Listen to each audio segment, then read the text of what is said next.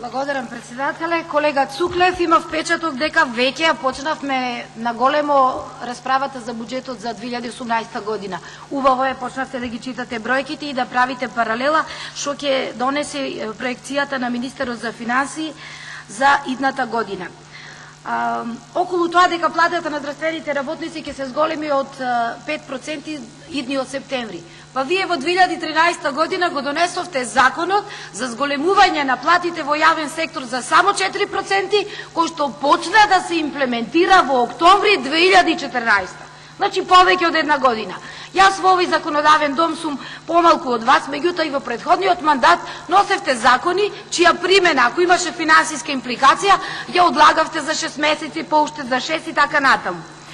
Сега околу ова што сте направиле во здравството. Сега малку јас ќе ве потсетам за работите кои што вие ги направите во здравството. Реално, рековте реално. Еве реално. Диализата, концесијата за диализа ја дадовте на луѓе кои што се блиски до фамилијата.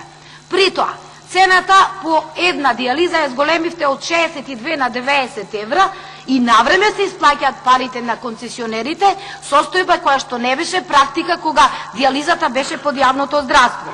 Понатаму, реално, ја воведовте електронската здравствена картичка, која првично ја замисливте дека ќе биде бесплатна, за да на крајот соберете 7 милиони евра од граѓаните на Република Македонија, без да им кажете дека таа електронска картичка е празна и представува само податоци за матичен број и проверка дали има или нема здравствено осигурување пациентот. Ништо од она што беше ваш концепт дека тоа ќе биде здравствен картон на пациентот, односно досие кој може секој доктор да го има на увид. Значи, уште една голема лага во однос на здравството.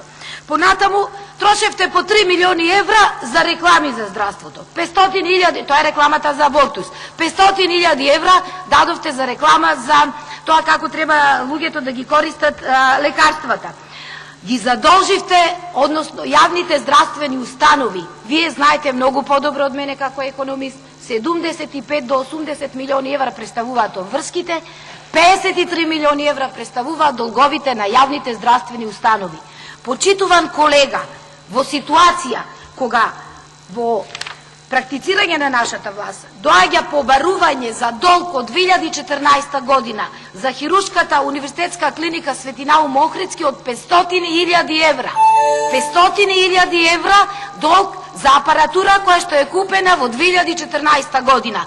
Тоа е начинот на кој што ВМРО ДПМН работеше и го задолжуваше здравството до гуша.